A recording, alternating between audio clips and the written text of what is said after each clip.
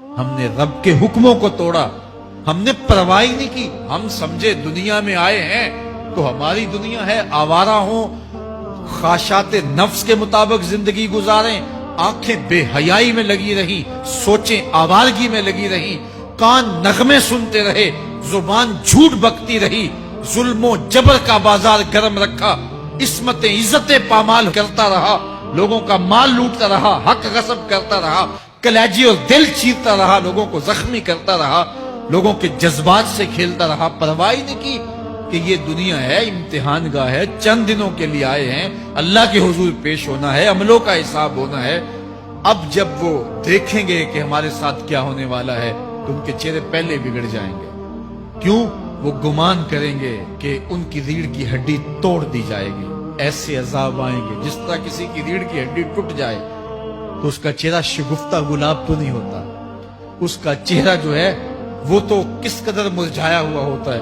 تو اللہ ارشاد فرماتا ہے اس طرح ان کے چہرے ہوں گے. ابھی عذاب آیا نہیں ہے لیکن چہرے پہلے اترے ہوئے ہوں گے, اور جب عذاب کی بھٹی میں ڈالے جائیں گے, اللہ اکبر.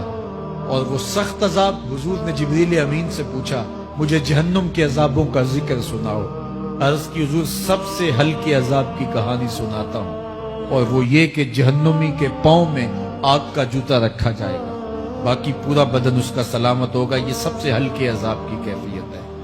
اب پاؤں میں آگ کا جوتا ہوگا, حدت, گرمی, شدت اتنی ہوگی کہ دماغ پگھل کے ناک اور کانوں کے راستے سے باہر آ جائے گا. پاؤں میں رکھے ہوئے جوتے کی گرمی دماغ کو ایسے چڑھے گی کہ وہ پگھل جائے گا اور ناک اور کانوں کے راستے سے باہر آ جائے گا. تو اللہ کے عذاب کے خوف سے چہرے بگڑ جائیں گے, حالت سلامت نہیں رہے گی. یہ بات ذہن میں رکھیں کہ اللہ جس کو جہنم میں ڈالے گا اس کو اس صورت میں نہیں ڈالے گا, یہ محمدی صورت ہے. یہ شکل اس کی چھین لی جائے گی اور اس کی شکل بڑی کر دی جائے گی. اس کا ایک ایک دانت احد پہاڑ جتنا ہوگا. احد پہاڑ کا پھیلاؤ 15 کلومیٹر پہ, 15 کلومیٹر کا ایک دانت, اور 32 دانت کتنے ہوں گے تو منہ کتنا بڑا ہوگا. اس کو اتنا بڑا اس لیے کیا جائے گا تاکہ وہ عذاب کی تکلیف زیادہ سہے. 70 گز موٹی کھال ہوگی, اور کھال جل جائے گی تو اللہ قرآن میں فرماتا ہے ہم نئی کھال دے دیں گے تاکہ عذاب کی تکلیف اس کو گوارا کرنی پڑے. پھر چیخے گا, چلائے گا, ہائے مجھے پانی دو, پانی دو, پیاس کی شدت ہے. 70 سال تک تو اس کی کوئی آواز ہی نہیں سنے گا. 70 سال کے بعد داروغہ جہنم چیخ کر کہے گا کیا مانگتا ہے؟ وہ بولے گا مجھے پانی چاہیے. کہا جائے گا تو بے بھی ملتا ہے پانی. پھر داروغہ جہنم اسے پانی دے گا, کوکا کولا کی بوتل دے گا یا پیپسی تھما دے گا یا منرل واٹر کی بوتل دے گا؟